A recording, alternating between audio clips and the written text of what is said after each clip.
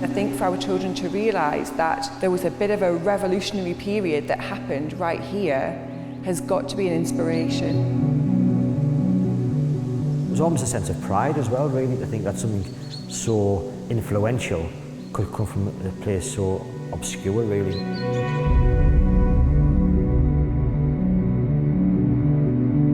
With the successful sinking of Hetton Lions, it proved very good quality coal, and this was the start of the opening of the whole of the coalfields of East Durham.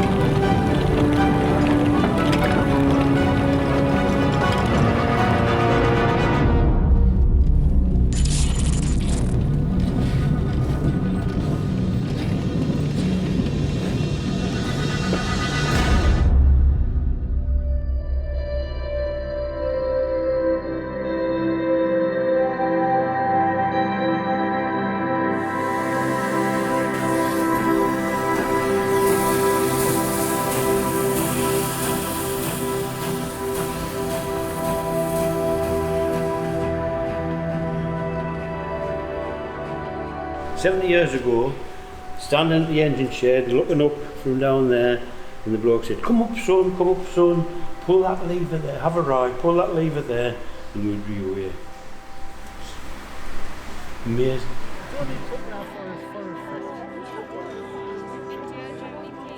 I think it's easy to forget. People under 35 can't remember a pit in the Durham coalfield. So it's easy to just like airbrush that out of history. We'll learn about other aspects of history, which is fine, but I think it's vitally important that people know where they come from, what the area was about, what built the area, what built the country.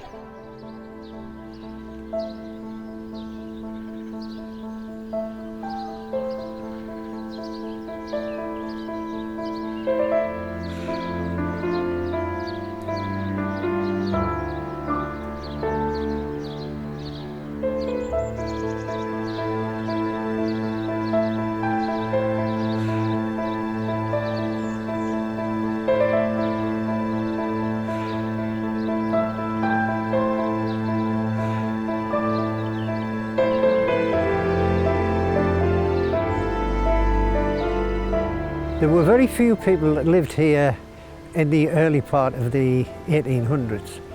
The main occupation was farming, but there was a big hall here, which was Hetton Hole, and the Lyons family lived in Hetton Hole.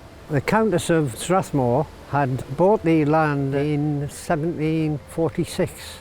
The Strathmore family were married into the Bowes family. That was the ancestry of the Bowes Lyons, and I think it was the 14th Earl of Strathmore whose daughter was Elizabeth Bowes Lyon and eventually became the Queen Mother.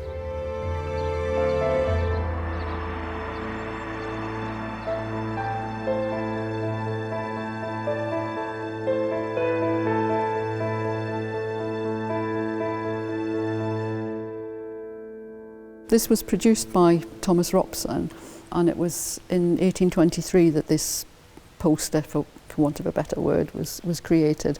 What we've got here is the strata that the sinkers had to go through and the engineers had to work out to go right through the magnesian limestone until they reached the coal levels at the bottom there.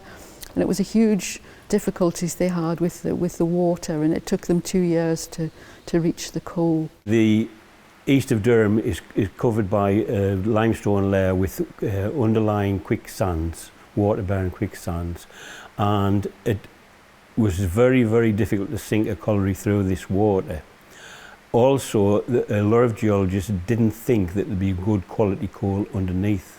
John Lyon had tried on his estate unsuccessfully to sink 2 shafts, failed because of money problems and the cost of the sinking of it. The problem was water.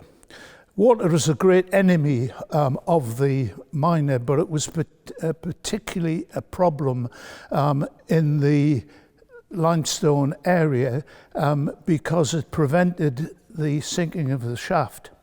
And in fact, the first 10 years in the attempt to win the colliery at Hetton was a succession of failures, simply because they couldn't cope with the water problem.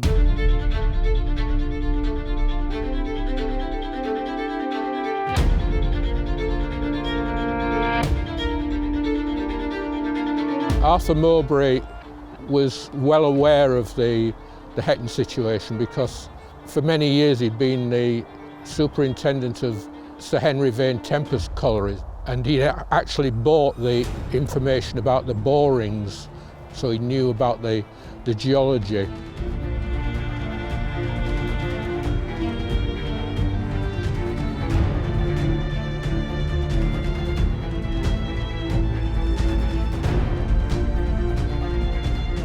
He had fingers in a lot of pies because he was also a banker. But one of his problems in 1815, the banks collapsed. His bank collapsed. His was a bank in Durham and Darlington and London called Mowbray and Company.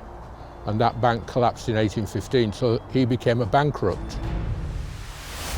A lot of the advisors for Vane Tempest family didn't like Mowbray. They didn't like his overbearing nature, was I think one of the, as a kind of words that were used. On the basis of his advisors not liking Mowbray, Stuart sacked Mowbray in 1819.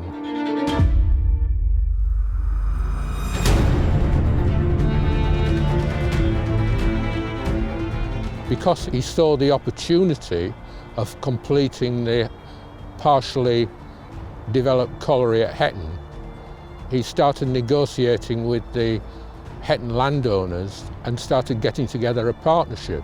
Some were family, his son-in-law and his son-in-law's brother, also a nephew. Other people were people who'd worked for him in the Vane Tempest collieries who were coal experts, and others were lawyers in Durham City who Mowbray had come into contact with over the years.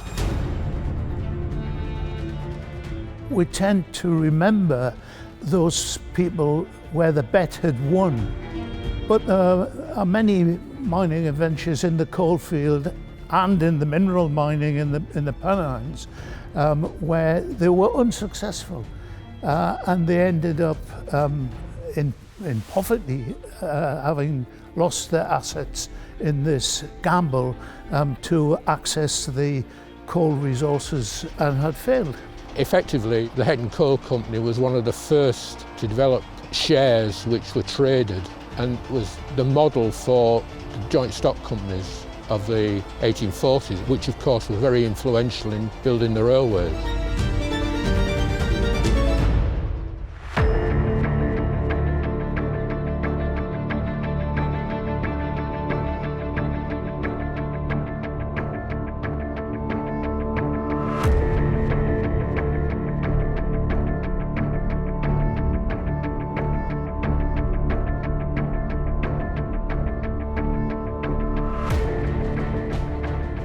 So the documents here are all from the Londonderry archive, from Lord Londonderry's archive.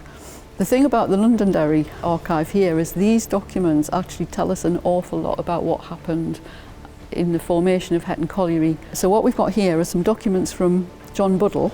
So John Buddle was Lord Londonderry's very famous engineer, but he was Lord Londonderry's agent, manager of his business interests.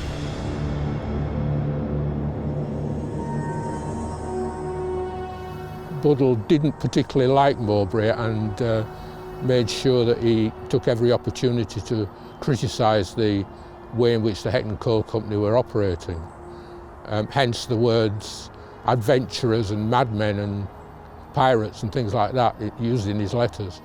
Londonderry, these are rivals to Hetton, and it's really interesting to get John Buddle's views on what's happening, which is usually not very complimentary.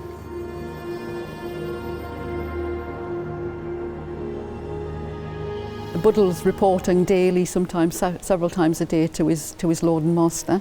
He's got a list here of the names of the partners in the Hetton Colliery, and he lists the names here, he lists how much money they've invested in the company, and then he has some comments. And so you get the likes of William Hetton here from Bishop Wearmouth. His solvency is even questionable.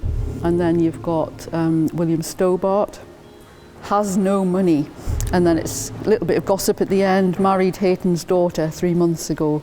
And then you've also got Robert Watson Darnell, Bishop Wearmouth, and Mowbray's nephew, a brewer, has no money. So that's the sort of comments you get about the partners in the company. I think the key issue is the tension between competing collieries, because there was a cartel trying to control the coal trade and keep the price up. Anybody trying to break into the market, the rivals tried to put them at a disadvantage.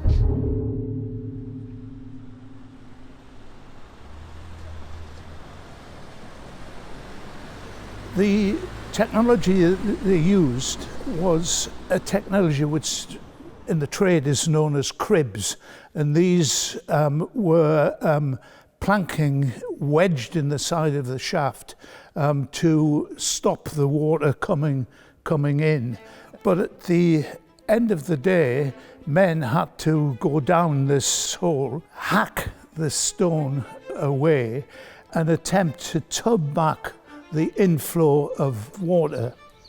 One of the contentious issues between Buddle and Mowbray was that Mowbray poached a lot of what Buddle called petty officers, the overmen and the deputies and the technical people from Rayton and Penshire to work on Hetton. Fortunately, and contrary to the views of many of the leading colliery engineers of the day, the coal beneath the limestone was as pristine as it was elsewhere in the coalfield. For East Derham, it led to the development of the major collieries up the East Derham coast, which would last for another 100 or so years.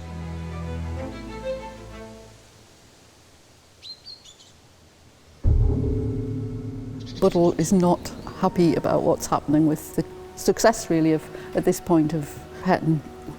He's reporting on some meetings and what's happening in the coal trade. And then he has here, still, this splendid trade is ruined and will not be worth any gentleman's while pursuing in future as a gentlemanlike business as heretofore. It will fall into the hands of grasping speculators and neck-or-nothing adventurers in joint stock companies. I've been apprehensive of this ever since the Hetton Company got fairly afloat and other adventurers came into the field and have acted accordingly. And then he goes on to say about what his plan's going to be. He's going to back out of the trade and he's going to endeavour to spend the remainder of my days in tranquillity as a mere spectator of passing events.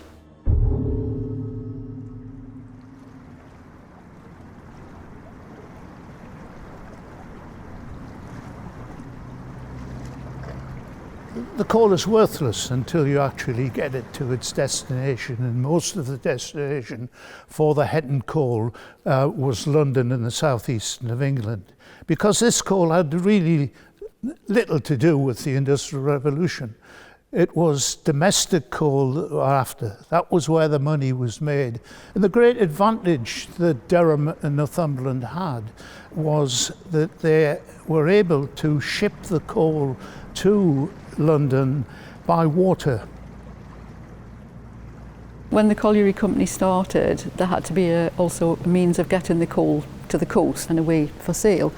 And Arthur Mowbray, he wasn't able to create a lowland railway route. His rival coal owners all around him prevented that.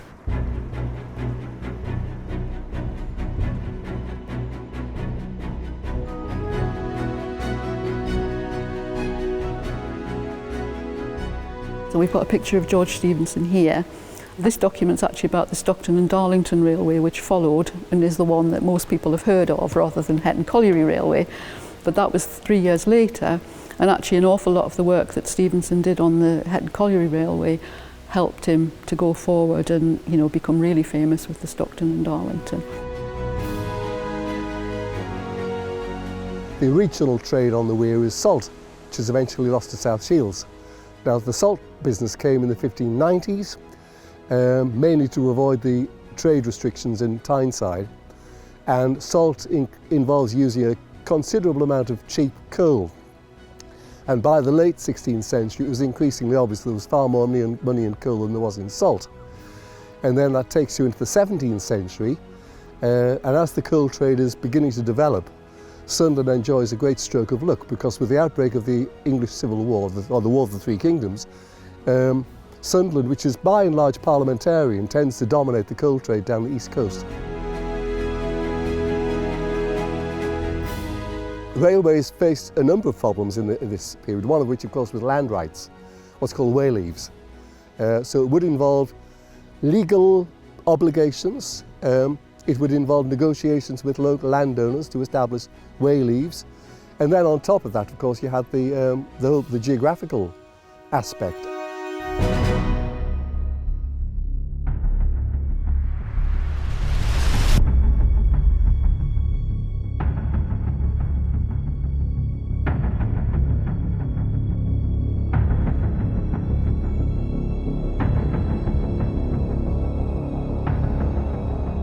They had to overcome two hills, the Copt Hill and the Warden-Law Hill. Warden-Law Hill was probably the highest point in the area, which was 634 feet above sea level. So to negotiate that, they had to have install two stationary engines, one at Copt Hill and one at Warden-Law, to draw the wagons up to the top of the Warden-Law, and then by self-acting inclines, 4 self-acting inclines, down to Northmoor, which is Silksworth, and then it was going to be locomotive hauled, or originally horse-drawn, from there down to Sunderland. I think one important point here should be made. The books weren't written. By the 1820s and 30s, there were civil engineers, of course there were, but civil engineering and railway engineering was very much in its infancy. Stephenson isn't the guy that gets his hands dirty. He's the guy that conceives the line of the railway, and he seemed to have a gift of going into a countryside and being able to immediately see, or after a series of surveys, being able to conclude where the best line of the railway was. Now this is a skill which isn't common.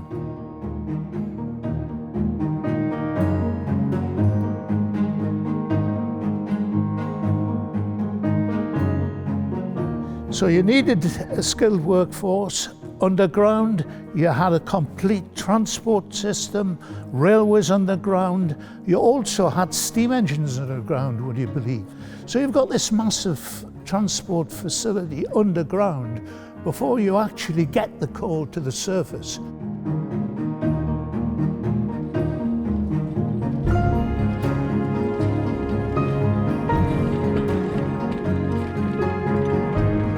This lovely document here, which was a promotional poster almost that the Hetton Coal Company had done, and you've got a lot going on this. First of all, you've got the route of the railway from the colliery here across what looks like a mountain, but it did have to go high, hence the fixed engines, over Warden-Law and down, and made its way to the coal drops at Sunderland.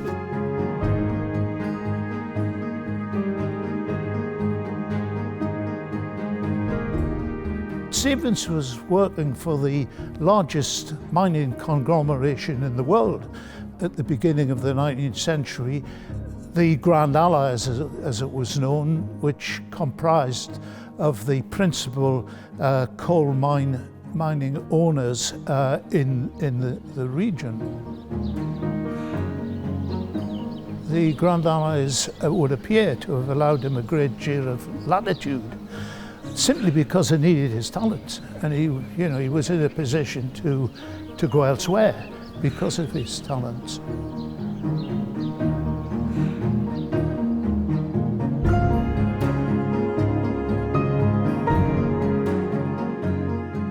It was the start of railways as we know them today, really. It made people realise that locomotives and stationary engines and self-acting inclines were the answer. Hence you had your later Stockton, Liverpool and Manchester, and indeed railways all over the country and eventually the world.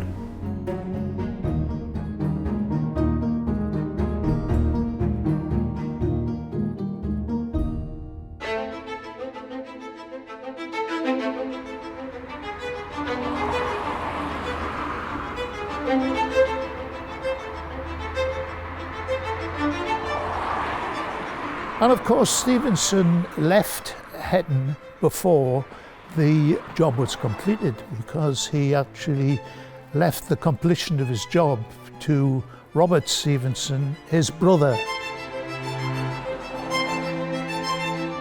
Stephenson is headhunted by the Stockton and Darlington group, and actually in 1821 goes over to survey the Stockton and Darlington before Hetton is completed. And I think this caused a great deal of animosity in Hetton. It's interesting that there's no recognition made of Stephenson's work in the big lithograph that's produced to mark the birth of Hetton Colliery and Hetton Colliery Railway. The likes of John Hopper, assistant viewer, got George Jowsey, master sinker, Ralph Day, master mason, and so on. So he's basically saying thank you to his workforce.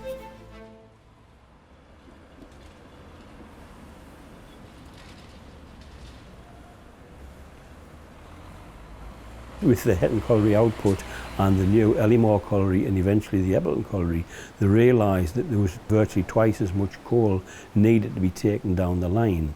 The locomotives of the time would only do 4 miles an hour, whereas a winding engine could do 10 miles an hour. So they installed 4 new static winding engines at Northmoor, on the flat between Wardenlaw and Cobtail, and Winters Lane at Sunderland, and then down to the stairs, so they could transport more coal down the line.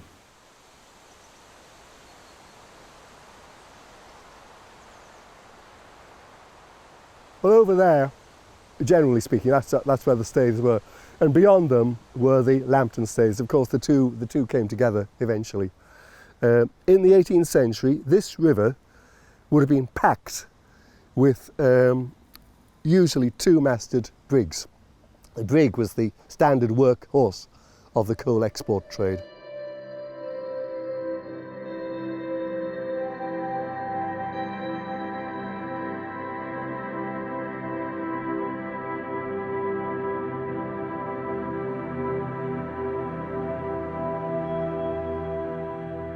The word staithe, I think, is a corruption of a Scandinavian word, statha, which simply means a bank.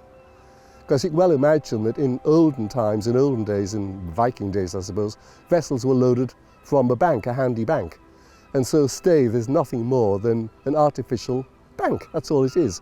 Leading the railway or the wagonway out from the land, above a vessel, and disgorging coal from chaldron wagons directly into the hold of a collier.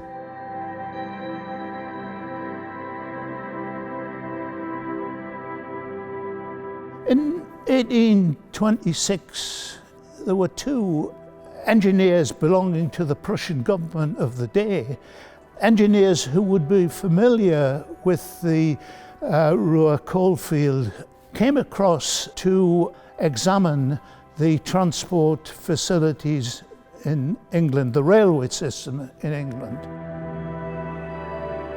And they were astonished at what they saw at Hetton.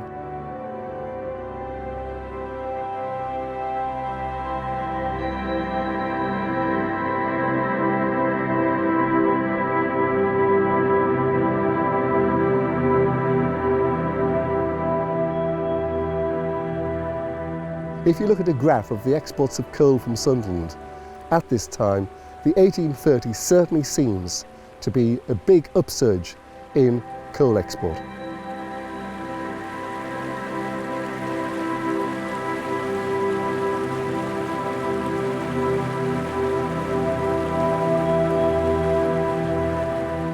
It is the achievement of winning the colliery, the achievement of getting unprecedented amounts of coal to the surface and then to market that staggered contemporaries.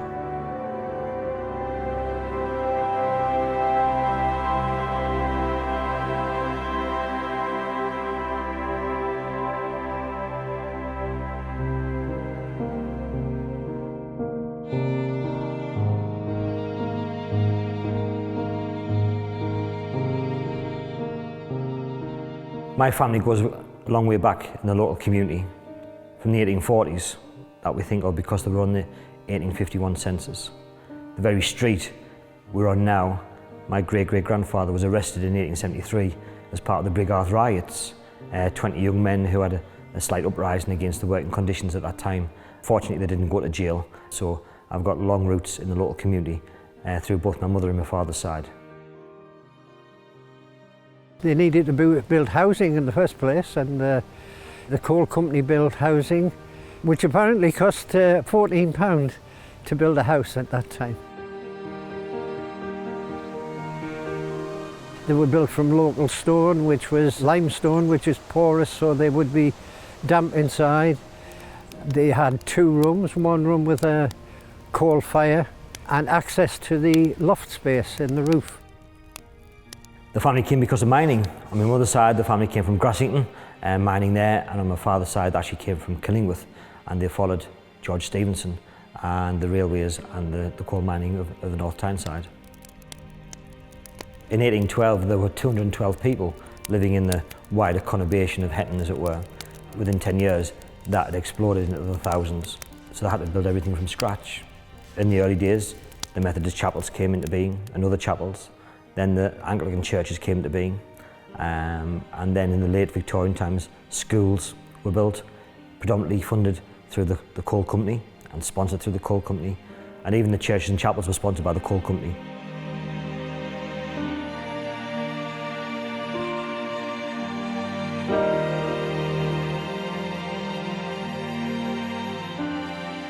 They built a community really around the chapels, and the ministers from the chapels had very good reputations. They were seen as very honest people. They became the check weighman at the pit, where the tubs full of coal had to be weighed, and in the early days they would empty the tubs out and not pay them if there was too much stone in and that sort of thing. So the reputable jobs were going to these Methodist supporters and ministers, really.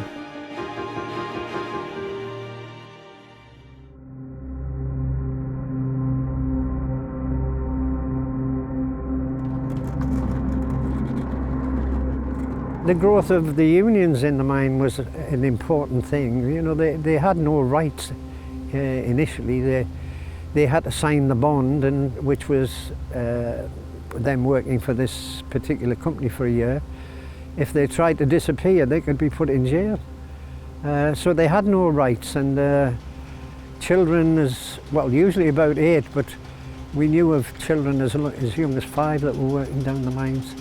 And there were no cages in the early days. You had to grab onto the rope and go down that way. There'd be more than one that actually fell off. It was an incredible time. They had to fight very hard to form my unions, and a particular guy was Thomas Hepburn. He was a Methodist preacher as well. He was the secretary of the first miners' union. After the first strike, they achieved an incredible thing. The working day at the time was 17 hours, and they managed to get that reduced to 12 hours a day.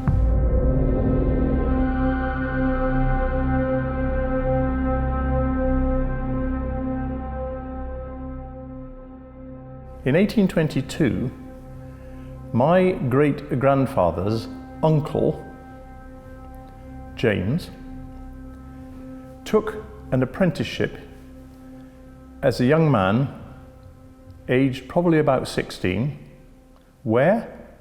In Hetton.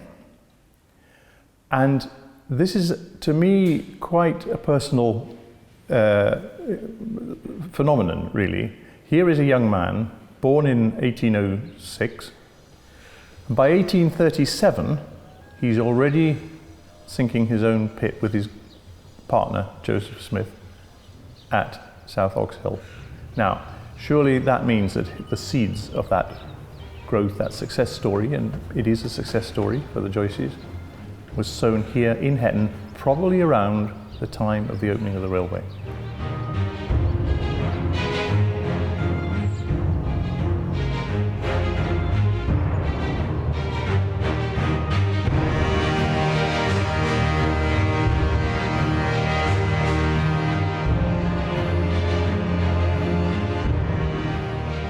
The Joycey family, I would say, is a classic product of the Industrial Revolution, where you have families further south in the cotton mills and in the other large centres of Yorkshire, you know, where you get big families arising, making a lot of money and becoming wealthy and becoming a kind of new landowning class.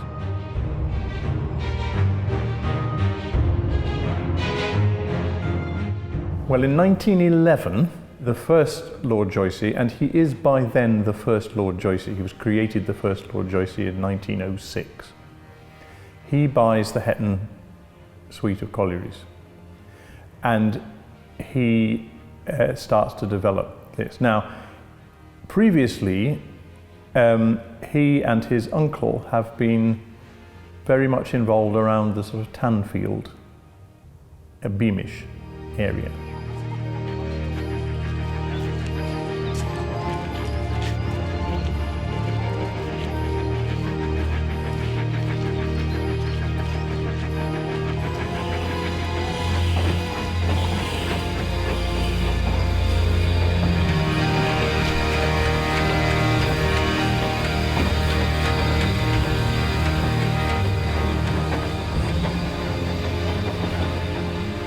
There's that lovely story about my great-grandfather who was having a bit of a tussle with Lord Lambton, who he didn't really particularly regard.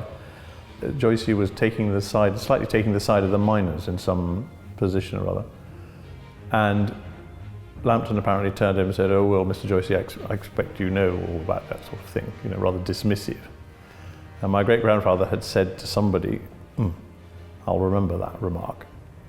And of course, later on, he's actually able to buy Lambton out. What's interesting, I think, just on a purely personal note here, is that having bought Lambton out and having, you know, brought the Lambton Hetton Joycey Collieries into being, and the largest coal owner in the world, and 20,000 employees and 6 million tons of coal, his second son marries who? A Lambton. Now, was that a moment of or was that a moment of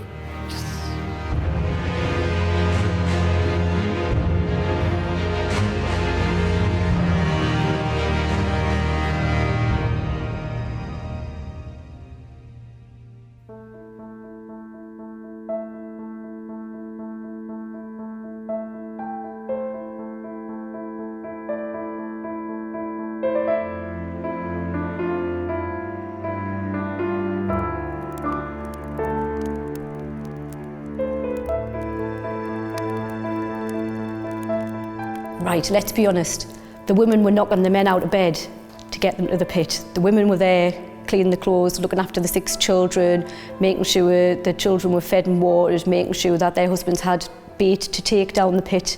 They ran the communities. They ran the community centres. They ran, you know, the community halls, the welfare halls, the churches. So key, hugely significant characters. You don't cross a pitman's wife. So, yeah. The wives would accept it. I think we did accept things. I never had any ambition. When I left school, I didn't know what I wanted to be, and that was because I think I was happy with and accepted what I had. We didn't question or aspire to anything greater, did we? No. Even after I was born, my mother worked extremely hard. When she was a young girl, she would work as a domestic servant, and I think girls had done that, you know, before they were married. Your mum had a routine, hadn't she? She had. It was hard work. She didn't take a fat lot of notice of us because there was so much to do in the house. After breakfast, you were out. During the summer, you were out during the summer, and you didn't come back till 4 o'clock in the afternoon. And people didn't worry, they knew you were okay, you know. Sunday, there was always a roast for dinner. And on Monday, it was washing day. So what was left, I mean, obviously she made enough for 2 days, but that was heated up on Monday because Monday was washing day, and washing day was, oh crikey, she used to have to put the whites through a one wash and then in a boiler. And she had a blue bag. Ringer, and yes. But we used to have heated, Sunday dinner heated up on a Monday. My dad used to call that Resurrection Day.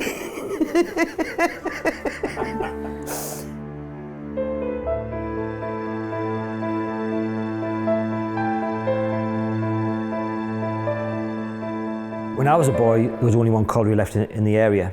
The pit was going 24 hours a day, so at the end of my street where I live, the pit bus, as we would call it, would come 3 times a day, dropping men off, picking men up. Pit life dictated family life. So my grandma was always in the kitchen because there was always somebody coming in from work around that 8-hour cycle.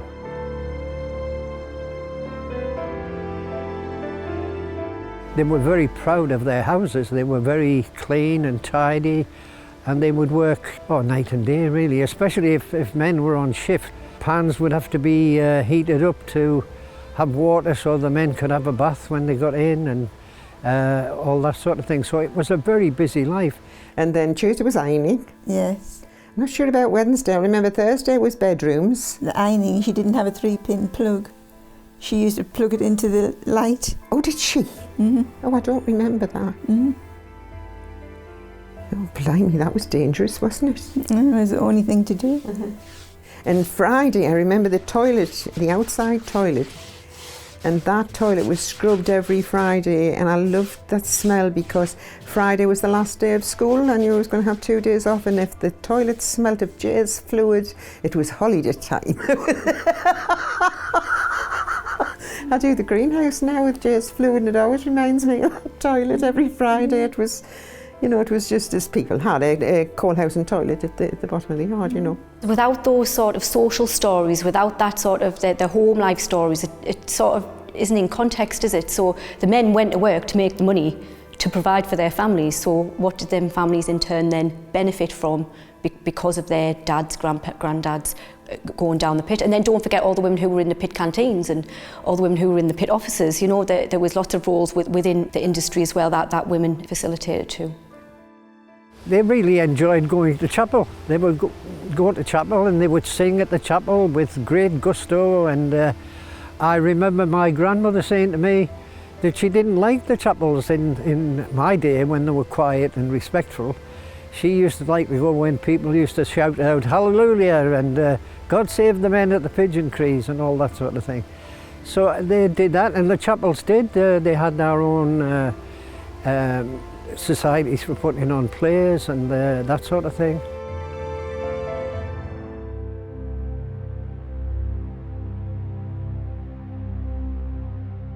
Oh, the leek show, yes, of course. Used to grow prize leeks. He won about 3 years and then somebody broke into the garden and with a knife chopped up all the leeks up.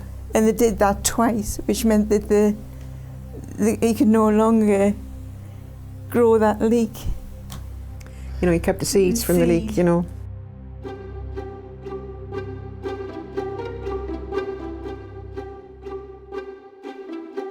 Up to the age of about 5 or 6, I was living in Hetton mainly, and the Hetton pit, the spoil heap, was just outside the back of where I lived. So as children we played on the spoil heap. Then we moved into Sunderland and lived in Southwick, which is just over there. And I used to play down the riverside. We used to have dens, children had dens. We made rafts. Rafts, can you imagine, out of bits of timber work, along especially on Timber Beach there, which is called Timber Beach. We used to go to the beach sometimes. I think it must have been in miners' holidays when my dad was off work. We'd go to Roker. The best bit about that wasn't the seaside, it was the trip on the tram. You went to Sunderland and then you got a tram. We never went to Seaburn, we always went to Roker, didn't we? We did. And my dad would get a tent and 2 deck chairs. And we would wear our knitted bathing costumes, and when they got wet they all sagged, didn't they? Yeah, my mum had knit them. Yes.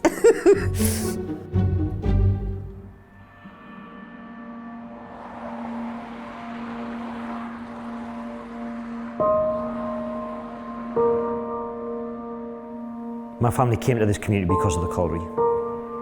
So my great-great-grandfather was chief stonemason on the Easton Lane War Memorial, which we commonly known as the Clock. So he worked with the first Lord Joycey in building of the lane clock. His ancestors came from Killingworth in Westmoor, and they were colliery viewers. They lived in the lions' houses that still existed here. They're quite obvious because they're whitewashed, but one of them made a scale model for the Great Exhibition of 1851. And according to John Cook, that's a scale model of Hetton Colliery, and it was John Wales who built that scale model, which is now in Sunderland Museum, and he was an ancestor of mine.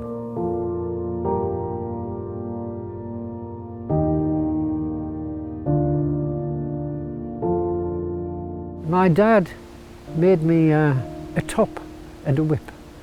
So I had this top and whip and I'd used it, and I think all the other kids were quite envious. And anyhow, we went off to the pictures at the Cosy at Easington Lane.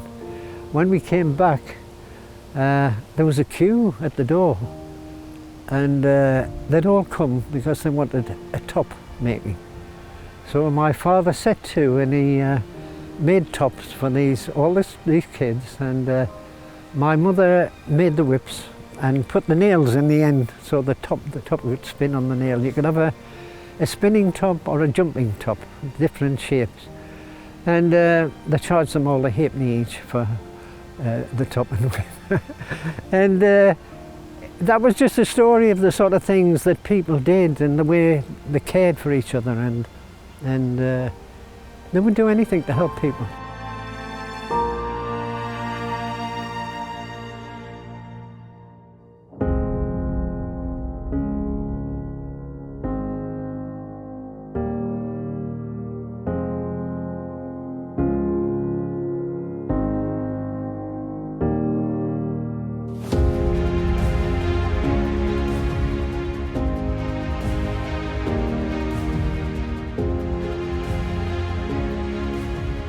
Hetton Lane, you had your industry around you, your collieries, you had your railways, and as a child we went down to the Hetton lines, which it closed in the 1950s, but all of the railway was still open, but all the buildings were still there, the tracks were still in, the workshops were still there, and as kids we used to go down there, and that was our playground. 14, 41, 13, 12, 33, all the locos we kept at that engine shed, so we would go down and see them.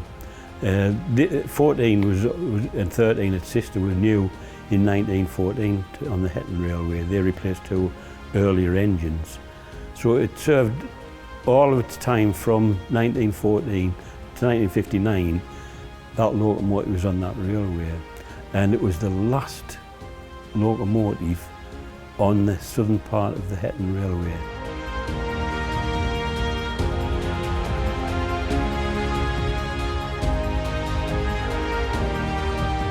When the Hetton Railway closed in September 59, they started taking the track up from Northmoor, from Ellymore, from Eppleton, working their way right back to Hetton Lines, down to the last few feet of track, which was a branch onto the Durham and Sunderland Railway, which is the BR, and number 14 took the last train of wagons with track on, what have you, back down to Lambton. So that was the last loco on the southern part of the Hetton Railway.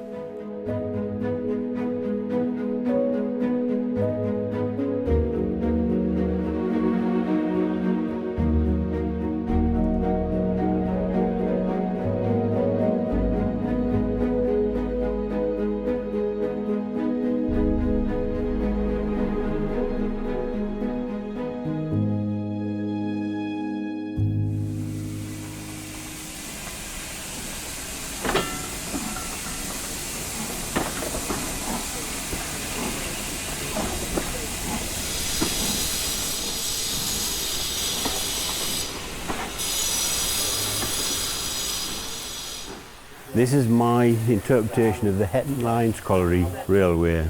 My playground as a child, my memories, so it's just based literally on what I remember.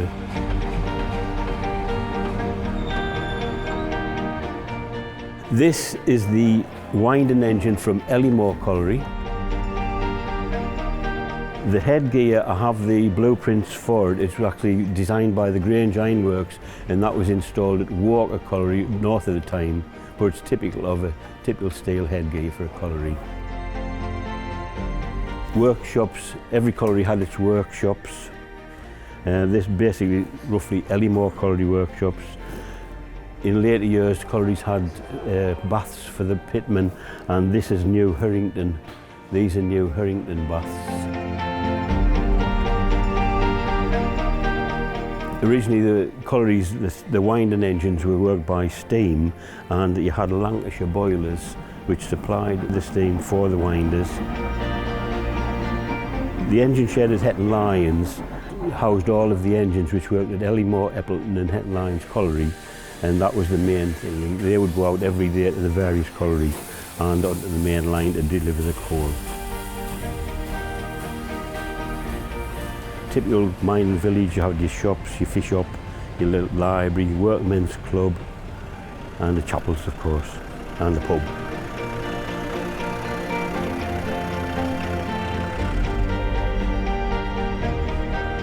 This was built and somebody leaned over and actually knocked the fence down, so we had to have it repaired.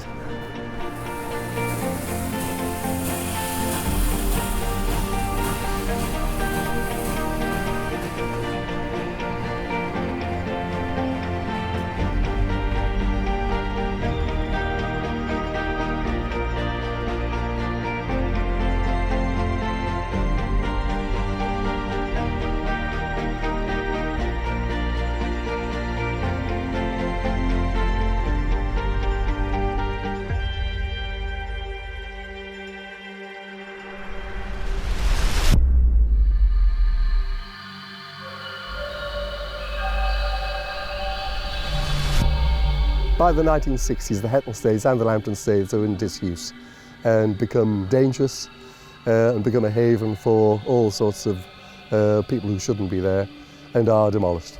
And there is very little sign of them today.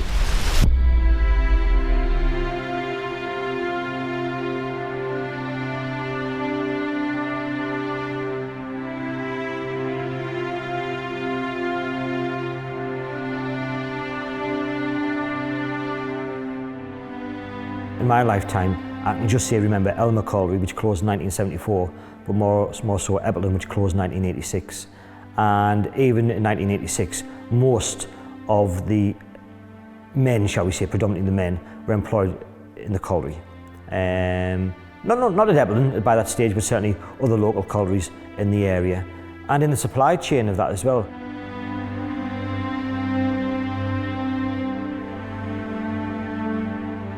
I'm really an optimist at heart, so even though I lived through the strike in 1984 to 1985, my dad was at the pit during the strike.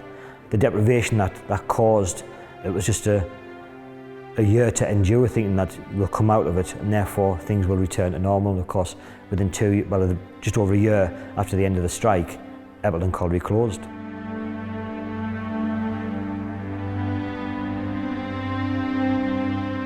For 150 years, predominantly again the men worked, lived and socialised in the village. And almost overnight that was gone. It's like a lot of the area, the whole of Durham County was industrial, and it was just there, and you didn't think you thought it would always be there. But of course, as the industry declined, the collieries closed, a lot of the infrastructure disappeared. And in the 50s, 60s and 70s, there's so much disappearing all over the county that people just forgot about it.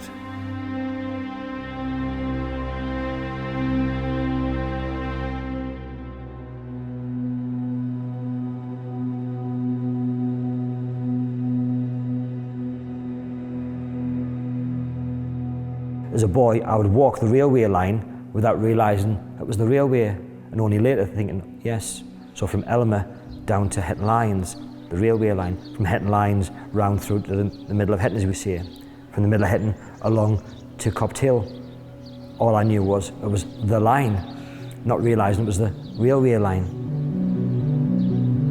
I can remember my grandparents telling me that The railway that was built here was built by George Stephenson, and he was the man that was the father of the railways, and so it was very important, but I didn't really see it as important.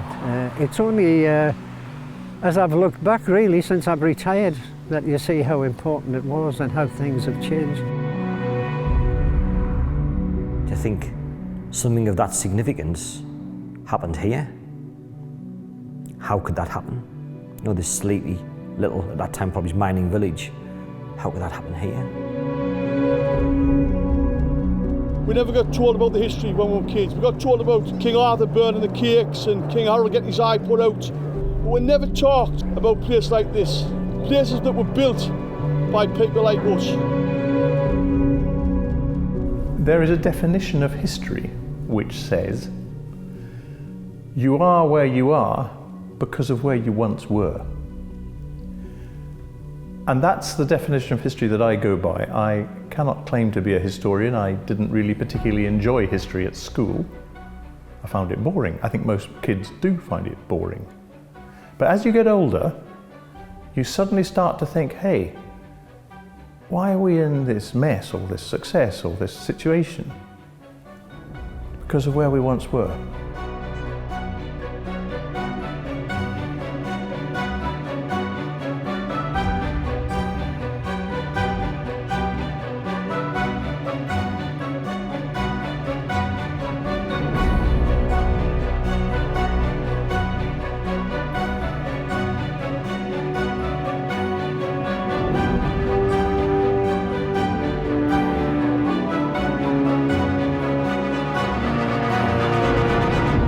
As the old saying goes, you should never forget your Broughtons up. However your life changes, your early years, it's still there. Youngsters today should know about the history of that area.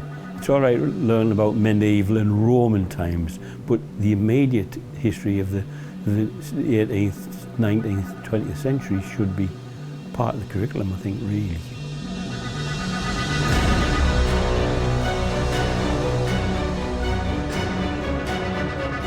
Hetton Lions Country Park, as many of you will already know, spans the sites of the old Hetton and Hetton Collieries. 2022 marks the bicentenary of the sinking of the Hetton Colliery and the opening of the Hetton Colliery Railway.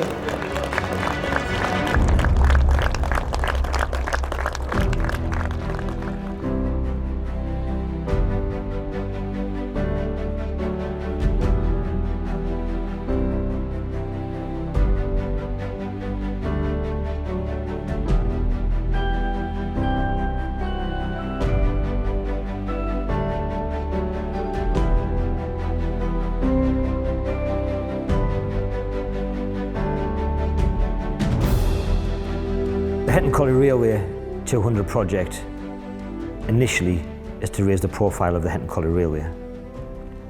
But it's more than that. It's more about influencing the people today, and certainly school children today.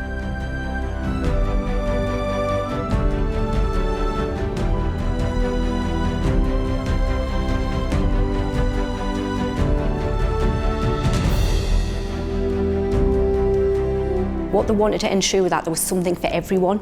So it wasn't just those who have a major keen interest in railways. It was about how are we going to educate, how are we going to celebrate science, technology, engineering, maths, how are we going to capture the stories in publications like all of the books that are being published, how are we going to have mass gatherings, so the carnival, Houghton Feast, the bicentenary conference weekend, and we just went from there.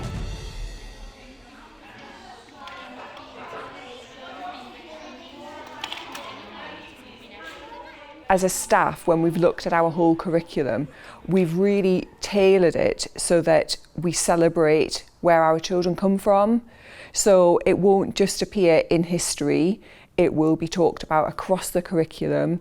There's a real desire that children have a very strong cultural capital, and they know where they've come from, and they know the impact of that, and they know how that's shaped the past, but also will shape their future. People lose hope, people lose opportunities, and if we can instill in them something in themselves of that they have a value, they can have a purpose, they can do something meaningful in their life, absolutely that's what we're about. And that's what we've got to make sure that we do.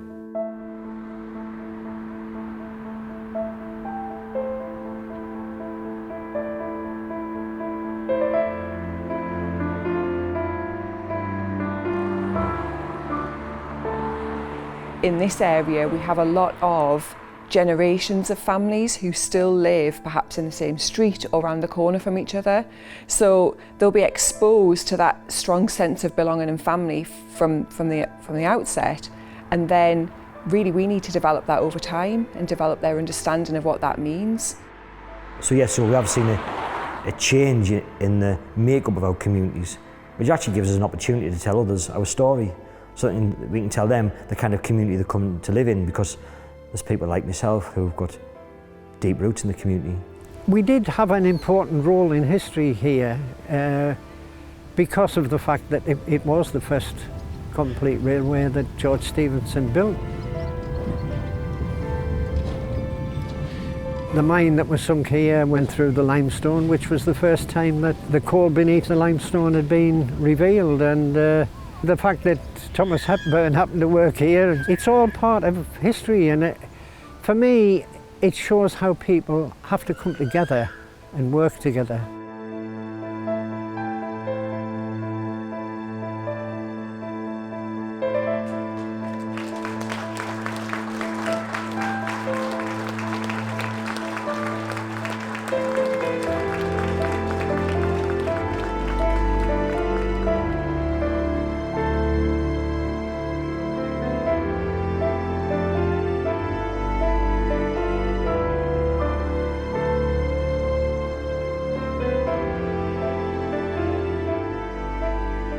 We're in a tricky place, we're in a really tricky place, but I think because of our background, because of our heritage, we're very resilient communities, and we also have that massive can-do attitude where people rally round, people get together. But again, that's what these projects are so brilliant for, because it gives people an opportunity to celebrate the great things that have happened in the past and consider what they can do in the future as well. What changes can they make? What can they do in their community to support their community?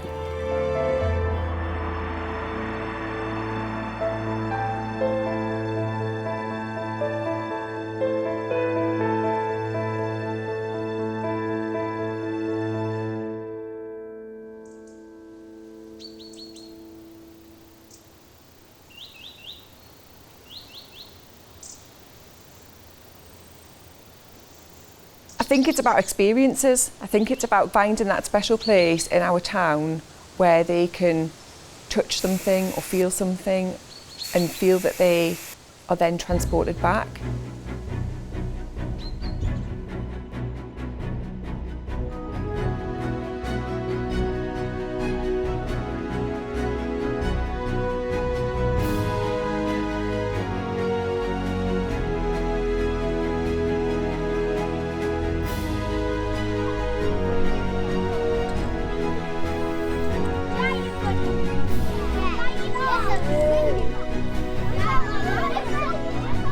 The idea of a trail that runs from where we live all the way down into Sunderland is a really exciting prospect for us, because not only is it about the history and the heritage, but we want our children to walk that trail, or certainly parts of that trail, so that they can create the links of where it begins, what it passes through, and where it eventually gets to, and make that kind of close the loop almost about where that train went.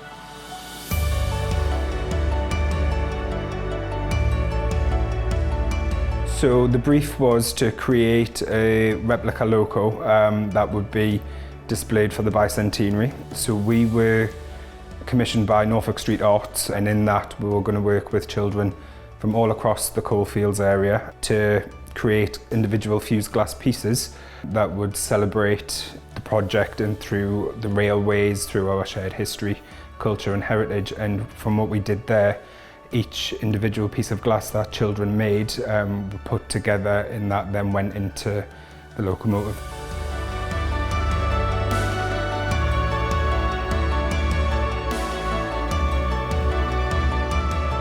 That is just amazing for our children, and they'll look at it so intently that they will identify which tiny part of that thing belongs to them. So it's that full loop. It blew my mind. It was a lot better than what any of us could have envisioned. The way it came together, it just worked perfectly. There's so many rich colours involved, the structure of it. It just worked so well, and everyone involved in it just sort of took a step back, and it was something that we're really proud of, something that, yeah, we're just proud and relieved that it had turned out to be such a success.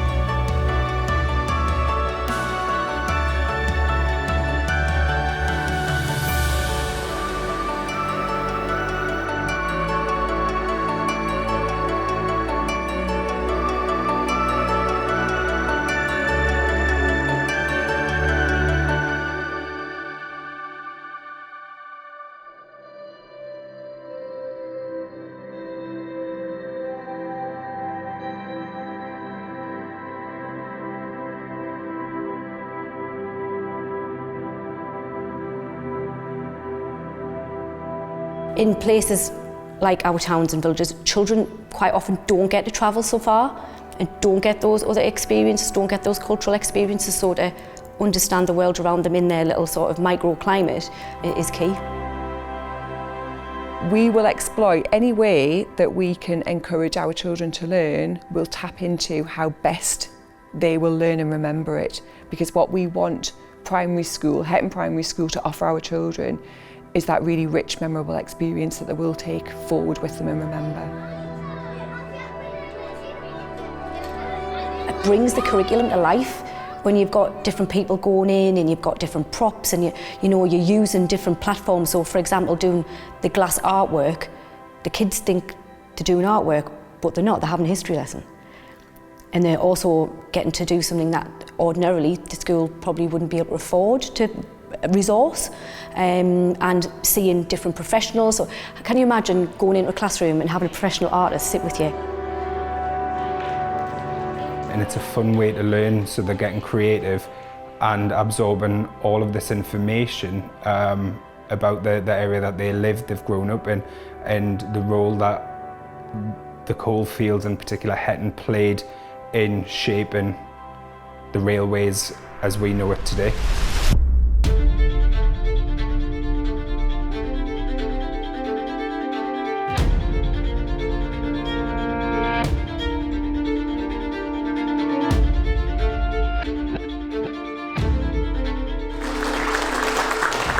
I welcome you all on behalf of the trustees of Hetton Colliery Railway 200 to this landmark event.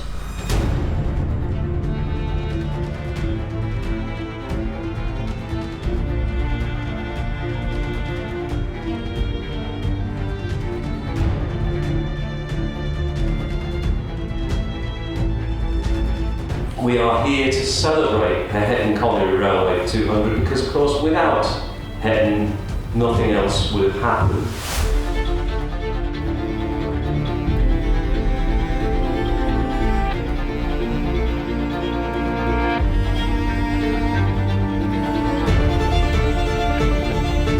I think for our children to realise that there was a bit of a revolutionary period that happened right here has got to be an inspiration. It's part of your personal journey, isn't it? And I think that understanding the world around us is a key thing. There's almost a sense of pride as well, really, to think that something so influential could come from a place so obscure, really. Without Hetton, George Stephenson wouldn't have gone to Stockton Darlington. He wouldn't have gone to Liverpool or Manchester. forget about the diminished treatment that Hetton has had in the historiography of railways. Because you've had this conference, take your banner and go out and fight for Hetton.